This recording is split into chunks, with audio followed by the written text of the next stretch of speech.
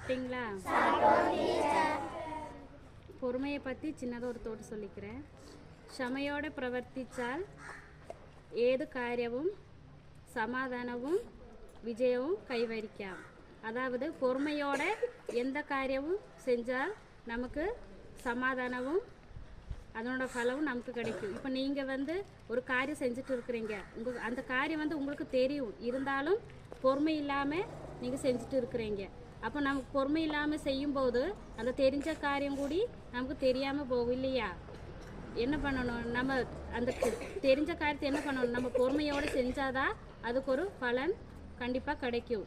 அப்போது எந்த காரியம் இருந்தாலும் பொறுமையோடு செயல்படணும். அப்போ தான் நமக்கு என்ன கிடைக்கும், சமாதானமும் அதுக்குள்ள வெற்றியும் கிடைக்கும். சொல்லிக்கொண்டு இந்த நாள் இனிய நாளாக வாழ்த்துக்கள்.